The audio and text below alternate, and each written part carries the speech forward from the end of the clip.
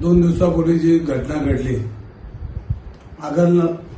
अगरवाल नावाच्या बिल्डरच्या मुलाने 2 मुलांना चिरडून त्यांची हत्या केली आणि त्यानंतर पुणे शहरामध्ये जे वातावरण परिस्थिती अनेक लोकांमध्ये चिंता व्यक्त करत आहेत की पोलीस खात्याने ज्या पद्धतीनं त्या मुलाला आणि त्याच्या वडिलांना लाल कार्पेट टाकून घरी सोडून आले, तर त्याच्यामुळे पुणे शहरात भीतीचं वातावरण निर्माण झालं. आज वडगाव शिरी असेल, खराडे असेल, पुणे शहरात अनेक पब संस्कृतीचा पेव वाढत चाललाय आणि वडगाव शिरीतल्या अनेक नागरिकांनी सातत्यानं पोलीस खात्याला तशी सूचना दिल्या, विनंती केली, निवेदन दिले. पण पोलीस खात्यामध्ये प्रचंड प्रमाणामध्ये पैसा आणि भ्रष्टाचार आणि पब संस्कृती यामुळे येरवडा पोलीस स्टेशन असेल, अनेक पोलीस स्टेशनच्या हद्दीमध्ये बेकायदेशीर पब त्यांना कुठल्याही परवानग्या नाही आणि कुठल्याही त्याच्यामध्ये शासकीय धोरणामध्ये ते पब बसत नाही. अशा पबमध्ये लहान लहान मुलं ज्या पद्धतीनं त्या ठिकाणी वावर असतो आणि अनेक मुलं बिघडायचं काम या पब संस्कृतीमध्ये होतंय आणि अशा वेळेला कालच पोलिसांनी प्रचंड प्रमाणात पैसा घेऊन त्या आरोपीला सोडून देण्यात आलं.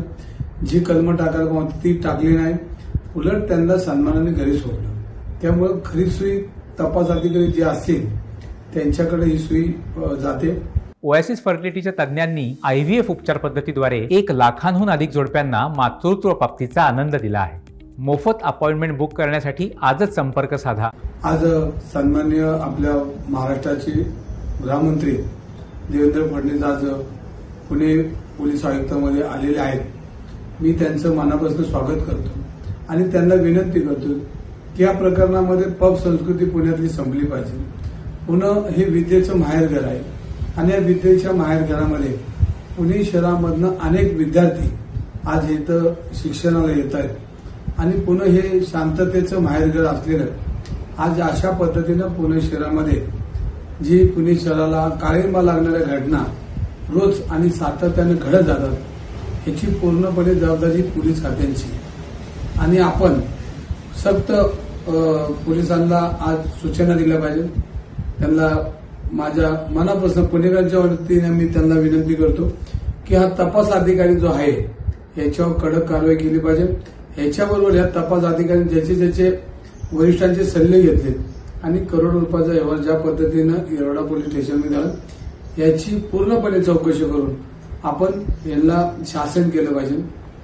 दुसरी एक विषय असा आहे की अगरवाल नावाचा हा बिल्डर याची माहिती घेतली असताना अनेक त्याचा बांधकाम व्यवसायामध्ये त्यांनी अनेक इमारती या पुणे शहरामध्ये बांधलेल्या आहेत आणि त्याच्यामध्ये पुणे महानगरपालिकेच्या अनेक बांधकाम नियमावलीला त्यांनी फाटा देऊन त्याच्यामध्ये प्रचंड प्रमाणामध्ये पैसा कमवण्याचा उद्योग ह्या बिल्डरने केला.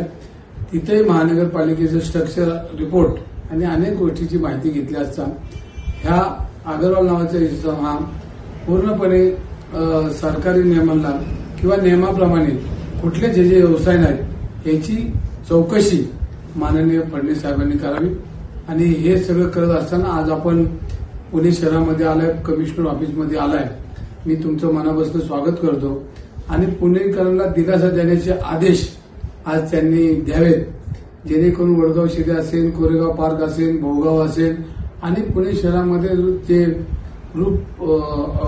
ग्रुप हॉटेल असतील त्याच्यावर कारवाई करावी आणि आजच्याच त्यांनी पोलिसांना आदेश द्यावे आणि काही पोलीस स्टेशनच्या हद्दीतले पोलीस हे पबवर जाऊन स्वतःचा पब असल्यासारखं वावरताना आपल्याला दिसतात याची चौकशी करावी आणि ताबडतोब हे सगळे आदेश त्यांनी अगरवालची पूर्णपणे व्यवसायाची चौकशी झाली पाहिजे. अगरवाल ज्या पद्धतीनं पोलीस स्टेशनमध्ये वावर होता, पिझ्झा पार्टी करून गेला त्याची चौकशी झाली पाहिजे आणि संबंधित अधिकाऱ्यांना ताबडतोब कारवाई करून त्यांच्यावर गुन्हे दाखल करावे अशी मी विनंती करतो.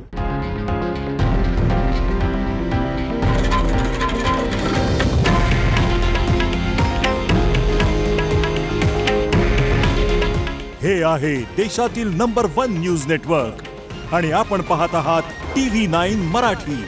काळजी तुमची, हित महाराष्ट्राचं.